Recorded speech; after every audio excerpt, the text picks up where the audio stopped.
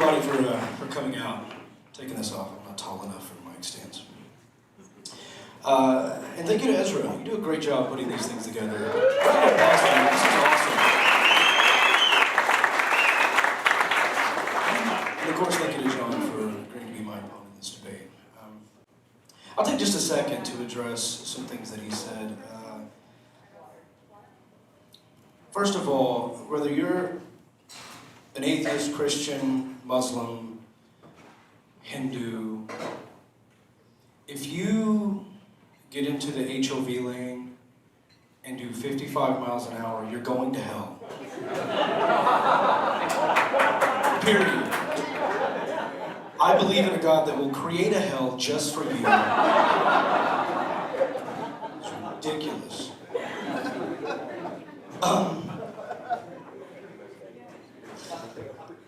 That one's gonna make you leave, Ezra? That was too offensive for Ezra.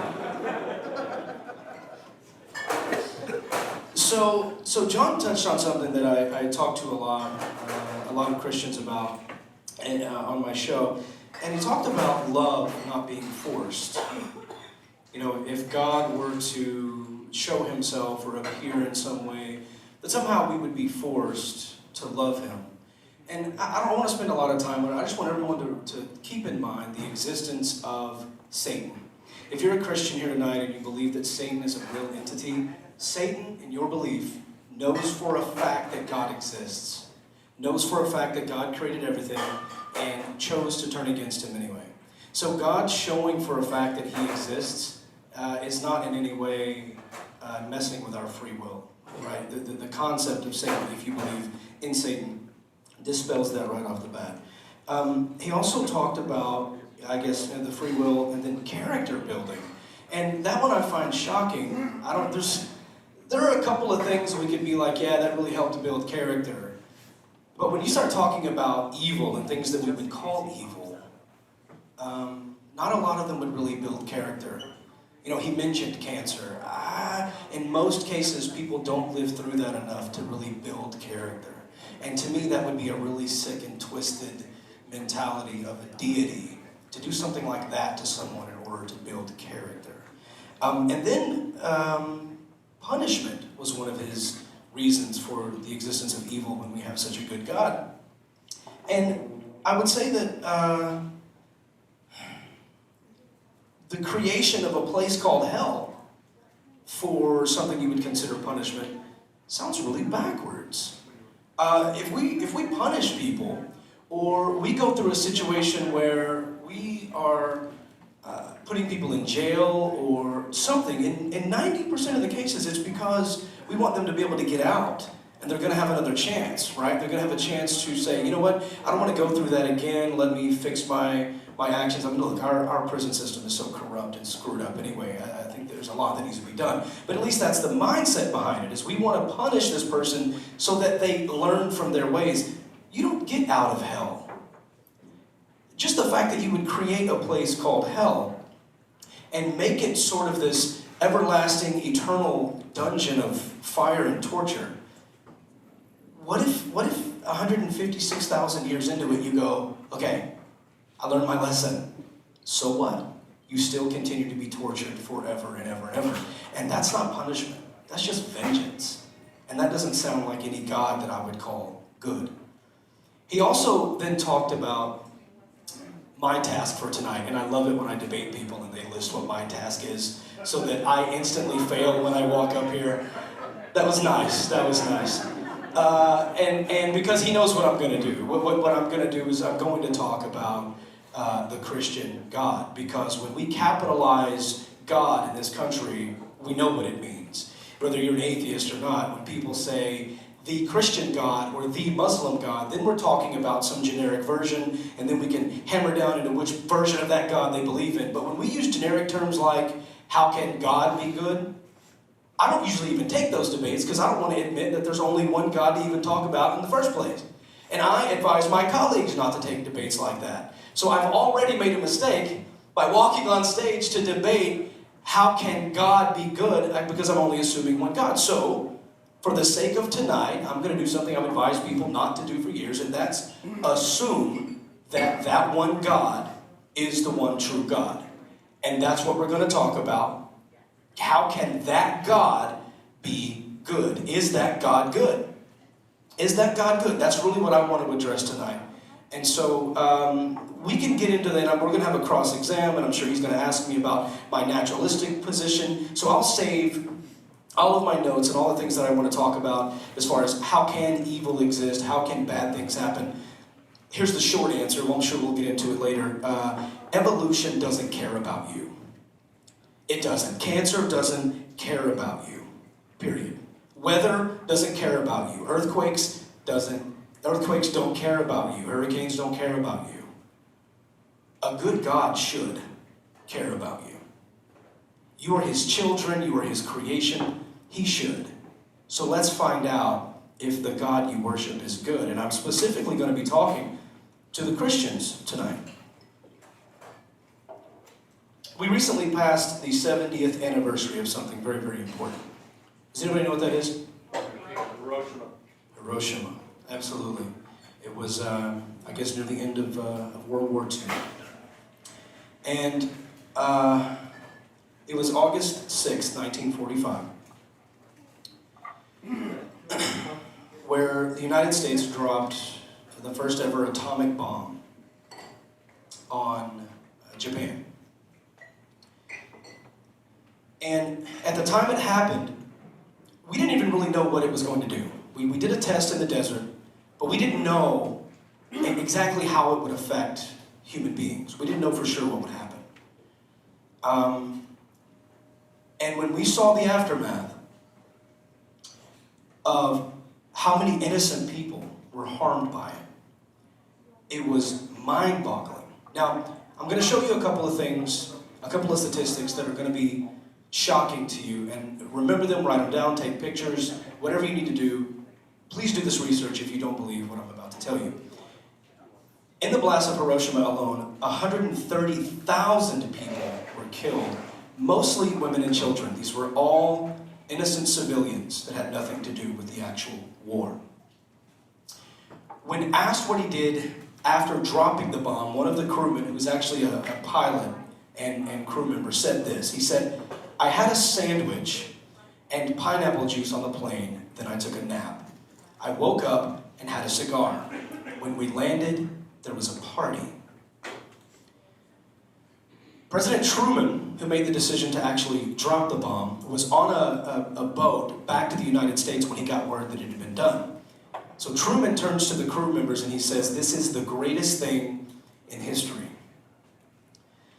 Now keep in mind, this sounds very calloused, knowing what we know now, right? We all know what happened. We've seen the images I'm about to show you.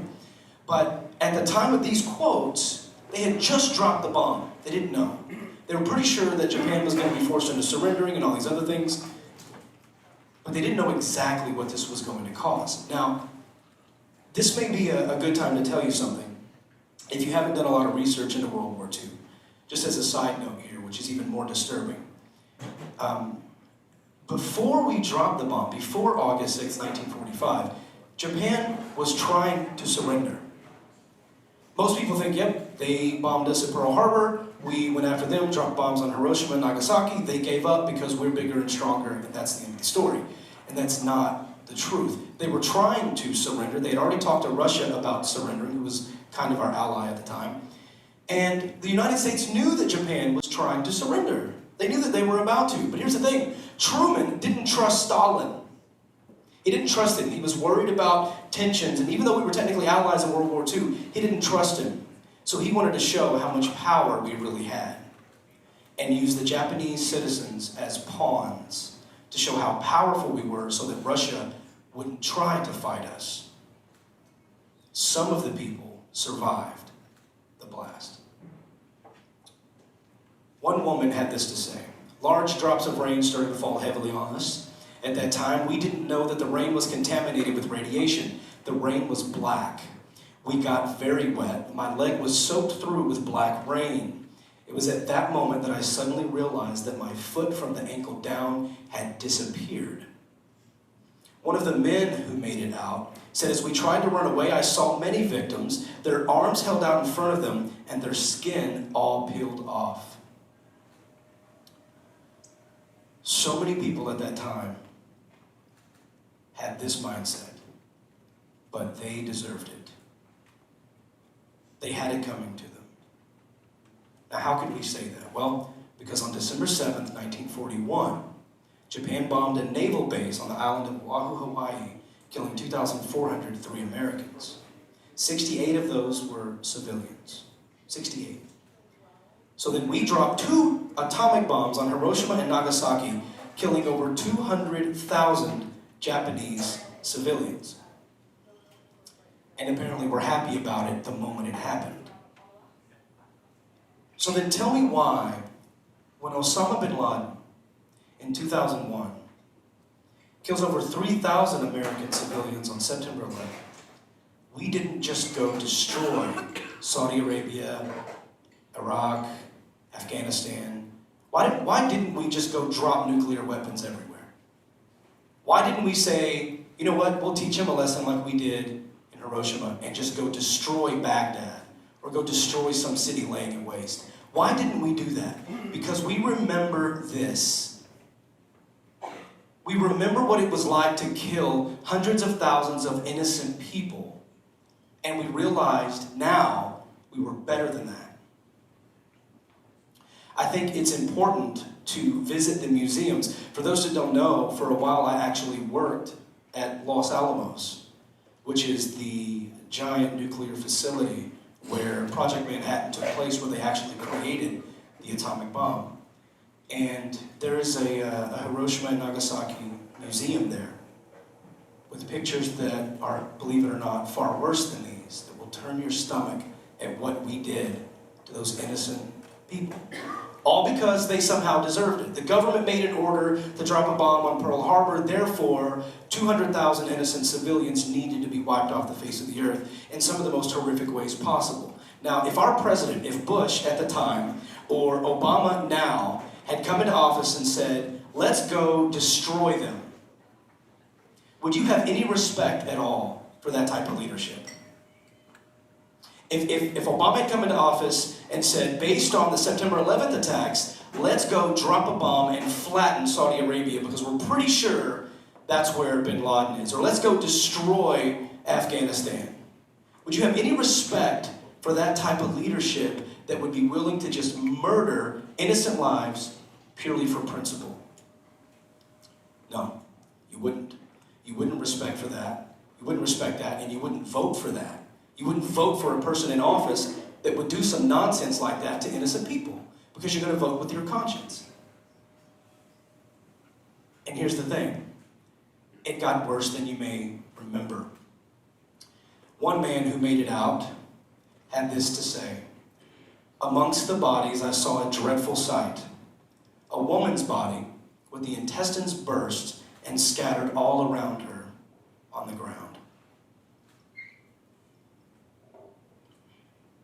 That's disturbing to even think about. And it's just disgusting and sad and horrible that someone had to do that. Now stop and think about this. What if Truman knew ahead of time that the chemicals in that atomic bomb were going to make the intestines burst out of someone or make someone's bowels fall out of them, and he chose to do it anyway? Would you respect him as your president? Would you respect him as your leader? Regardless of your religious faith, would you look at a leader like that and say, that's a guy I want to get behind? When he knew for a fact their intestines were going to fall out of them and they were going to die that way. How can we be okay with that? And I don't think anyone in here would vote for that and go, yeah, that's the guy I want to get behind. That's a patriot. But when God does it, it's okay because he's good. Acts 1:18. With the payment he received for his wickedness, Judas bought a field. There he fell headlong. His body burst open and all his intestines spilled out. But that's okay because God is good. And the God that John is defending here tonight is a good God. I am not here today arguing that all of these horrible things that happened in Hiroshima and Nagasaki, that God should have stepped in. That's not my argument. I'm not saying he should have stepped in and saved the day. What I'm talking about here is God made himself a commander that did much worse. 2 Chronicles 21, Jehoram received a letter from Elijah the prophet, and here's what the letter said. This is what the Lord, the God your father David says. You have not followed the ways of your father. You have led Judah and the people of Jerusalem to prostitute themselves. You have also murdered your own brothers, members of your own family, men who were better than you. Okay, we've established here that Jehoram is a bad guy. He's committed murder. He's done bad things. How would we punish him? How would we want Obama to punish him? How would we respect a leader or Bush? If George Bush found out this guy did this, how would you respect the wardens of your prison? You bring in a guy who's committed 2 murders or whatever he did, he killed some people. How do we deal with that? Well, God is a good commander because God is good. Here's what God says. Behold, with a great plague will the Lord smite your people and your children and your wives and all your goods. In what crazy universe does it make sense to take a guy who committed murders and punish him by putting a plague on his innocent children? This is absurd. How can you respect this? How can you get behind this guy and say, this guy is good? Because you know what? This wasn't even the end of it. God had more plans for Jehoram. Instead, he says, and thou shalt have great sickness by disease of thy bowels until your bowels fall out by reasons of the sickness day by day. He knew, in fact, what was going to happen to Jehoram and commanded it anyway because God is good. He's a good guy we want to stand behind. He's a leader we want to support. 1 Samuel 15:3. God talks to Saul and says, now go attack the Amalekites and destroy all that belongs to them. Do not spare them. Put to death men, women, children, and infants. Some versions say nursing infants, nursing children. Cattle and sheep, camels and donkeys. Why are we killing the donkeys? What does this have to do with anything? This is just mass vengeance. And again, innocent lives are being destroyed for what? To prove a point? Is it to prove a point? The Amalekites were the bad guys. John can get up here and tell you all about the horrible things the Amalekites did, just like the news media talked about in the 1940s about how we need to get the Jap. Japs are hurting us. Japs are trying to kill us. They put this crap in the media to make us hate Japanese people, when in fact it was the Japanese emperor. It was the Japanese army who ordered the bomb on Pearl Harbor, not the innocent children of Japan. But when it came to the Amalekites, God said, go kill them. Murder the babies. Murder the infants. Murder the women, all the children. Why? Why should we kill the children? Oh yeah, because God is good. That's a guy I want to get behind. That's a God I want to worship.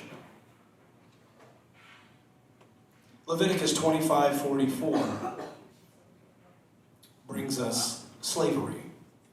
Your male and female slaves are to come from the nations around you. From them you may buy slaves. You may also buy some of the temporary residents living among you and members of their clans born into your country, and they will become your property. You can bequeath them to your children as inherited property and can make them slaves for life. But you must not rule over your fellow Israelites ruthlessly. So when defenders of this concept, and I've heard John defend it before as an apologist, a lot of them talk about, well, slavery in the Bible was really an indentured servitude. If you wanted to work off a debt, you could do that. Well, I owe you money, I'll build this fence for you, and we're good. That's not what this part is talking about. You can actually make people your property. God had time to tell us not to eat shrimp. He had time to tell us not to wear mixed fabrics. But he couldn't utter the phrase, thou shalt not own another human being as property?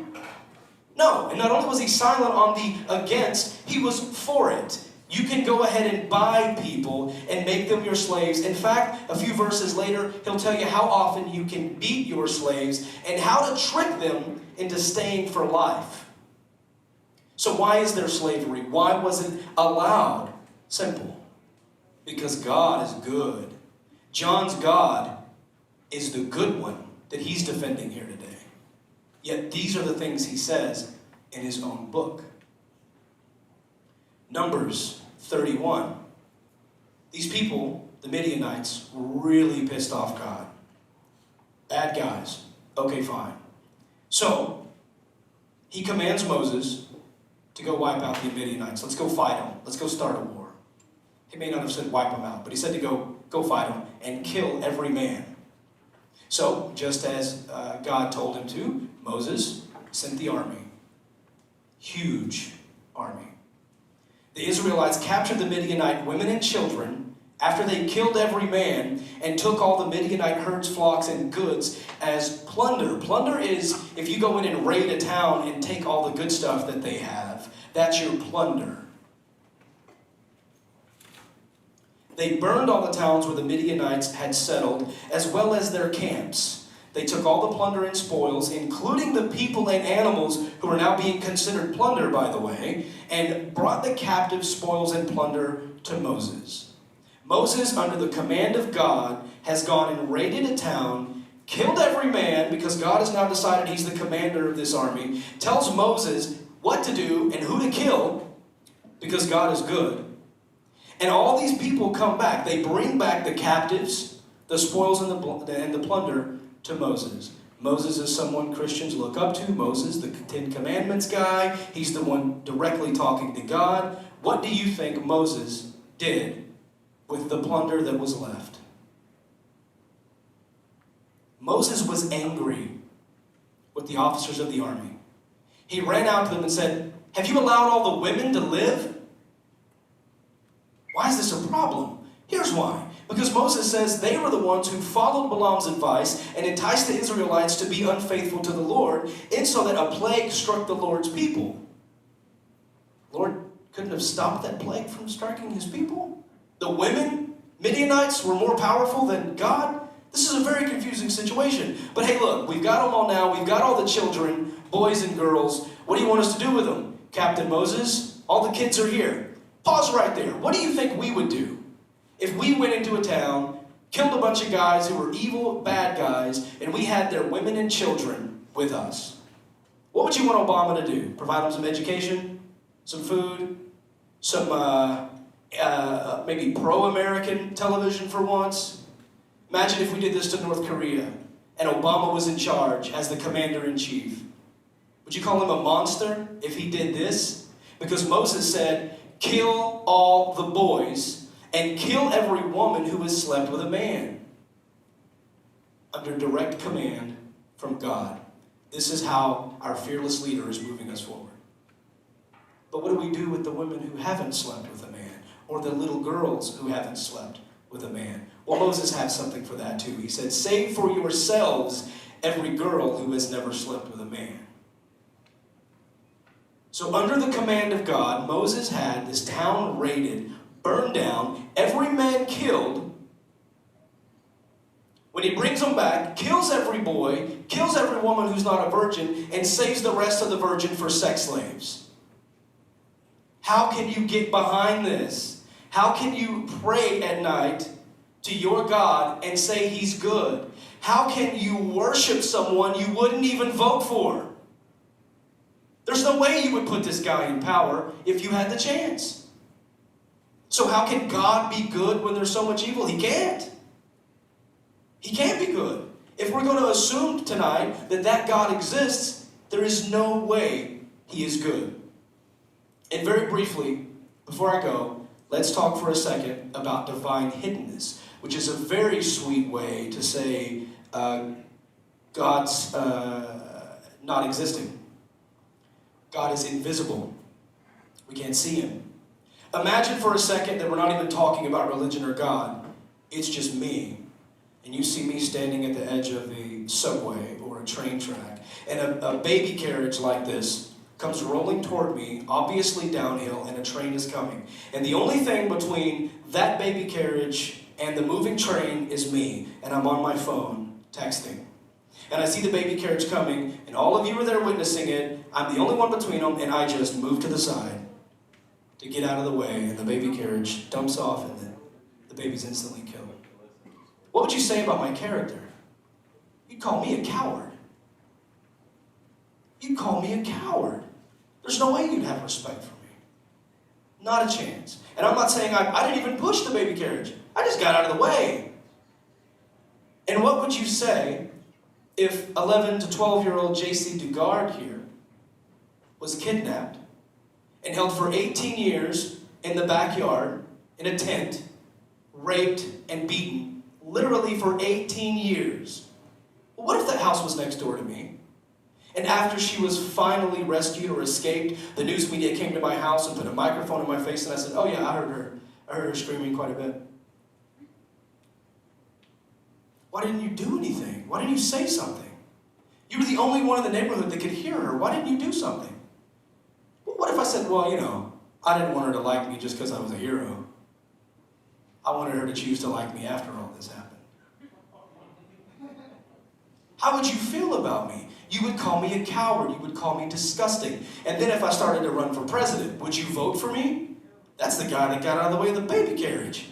That's the guy that heard J.C. Dugard screaming, actually saw her being raped and did nothing about it. This is the God you worship. This is the God that John is calling good.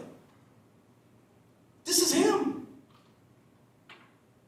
And finally, something extremely sad to all of us, as long as we're talking about divine hiddenness, we can have bad things happen. We can have sore throat and colds, maybe even pneumonia and broken bones. But cancer in children? Why does it have to be that bad? Why can't we stop at migraines? Or a severed foot? Why does it have to be children? Innocent children, once again, with cancer. So no, he's not just absent from the baby carriage, moving out of the way, because God's supposed to be everywhere, right? He's not just absent, moving out of the way of the baby carriage. He's not just hearing J.C. Dugard being raped and seeing her being raped and not doing anything about it. He's not just seeing little kids get cancer and doing nothing about it. He's going a step further and offering commands to kill. Commands to kill people who don't listen to priests. Kill witches, homosexuals, fortune tellers. Kill whoever hits their father. Kill fornicators and adulterers. Kill anyone who works on the Sabbath. It's Exodus 35:2. Look these things up. By the way, it's okay to own other human beings as property. It's okay to beat them as well. You can beat them as long as they don't die within 2 days. You can beat your slaves as well. I'm going to order innocent children to be killed as well. This is what I'm going to do. Order innocent children to be killed. And I'm going to order innocent animals as well to be sacrificed. And even though I got out of the way of the baby carriage and didn't help J.C. Dugard, and I don't stop little kids from getting cancer, and I've commanded all of these people to die, if any of this sounds weird to you, you're the problem, because I'm perfect. If your God is anything at all, he sure as hell isn't good.